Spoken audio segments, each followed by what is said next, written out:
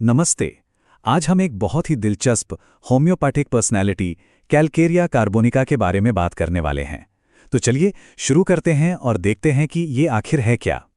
अच्छा, कभी ऐसा सोचा है कि किसी हेल्थ रेमेडी को एक किताब के किरदार की तरह डिस्क्राइब किया जा सकता है?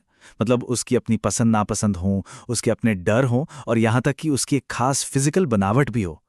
सुनने में थोड़ा अजीब है ना? आज हम जिस सोर्स मटेरियल को देख रहे हैं ना, वो बिल्कुल यही करता है।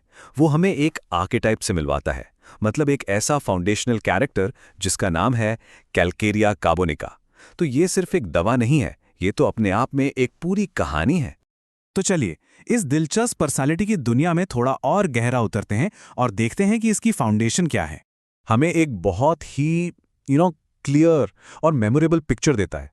इस आर्केटाइप को डिस्क्राइब किया गया है फैट, फेयर एंड फ्लैबी, यानी मोटा, गोरा और थुलथुला। ये एक ऐसी इमेज है जो दिमाग में तुरंत बैठ जाती है। लेकिन देखिए, ये आर्केटाइप सिर्फ बाहरी बनावट तक ही सीमित नहीं है। ये हमारे शरीर के अंदर काम करने के तरीके पर बहुत गहरा असर डालता है।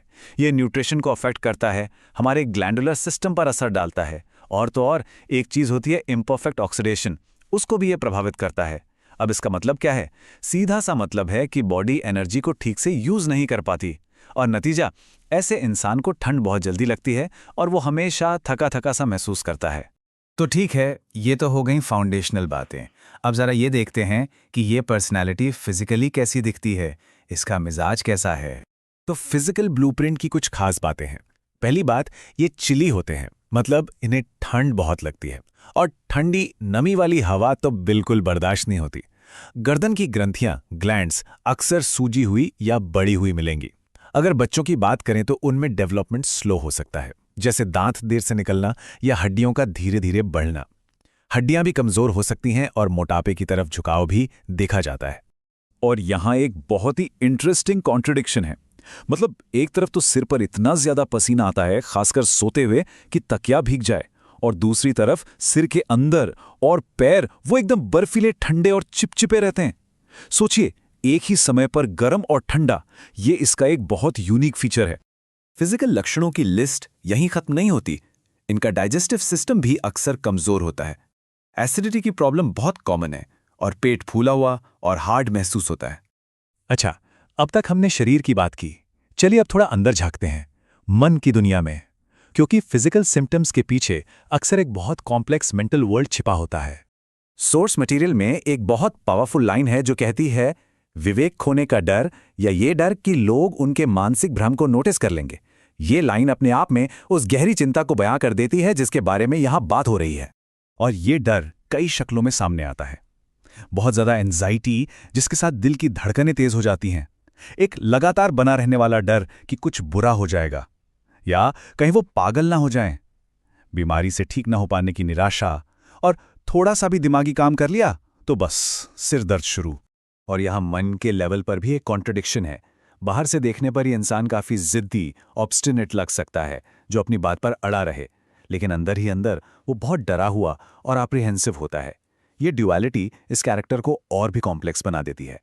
चलिए अब बात करते हैं कुछ क्रेविंग्स की, और उन चीजों की जो इस पर्सनालिटी को ट्रिगर करती हैं। खाने पीने की आदतें तो बहुत ही यूनिक हैं। अंडे खाने की जबरदस्त क्रेविंग होती है, लेकिन मांस से और उबली हुई चीजों से परहेज होता है। और सबसे अजीब बात, इनडाइजेस्टेबल चीजें खाने की इच्छा, जैसे चौक, कोयला, पेंसिल। कमाल है ना? ये भी बताता है कि किन हालात में तकलीफें बढ़ जाती हैं और किन में आराम मिलता है। तो तकलीफें कब बढ़ती हैं? किसी भी तरह की मेहनत से, चाहे वो दिमागी हो या शारीरिक। ठंड से, पानी से, नमी वाली हवा से, और हाँ, फुल मून के दौरान भी। और आराम कब मिलता है? जब मौसम सूखा हो और दर्द वाली साइड पर लेटने से। तो चलिए अब फटाफट से उन सबसे खास लक्षणों पर एक नजर डालते हैं जो इस पर्सनालिटी को डिफाइन करते हैं। ये की आइडेंटिफायर्स हैं।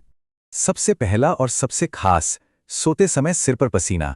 दूसरा, जो बहुत आसानी से याद रह जाएगा, अंडों की क्रेविंग। तीसरा, ठंडे और नम पैर, ऐसा लगता है मानो किसी ने गीली जुराबें पहन रखी हों। और आखिर में ये बहुत ही विजुअल डिस्क्रिप्शन है, पेट जो एक उल्टी तश्तरी की तरह दिखता है, फूला हुआ और सख्त।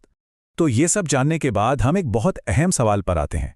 जब किसी स्वास्थ्य की स्थिति को इस तरह एक पूरे कैरेक्टर की तरह देखा जाता है तो इससे हमारा नजरिया कैसे बदलता है?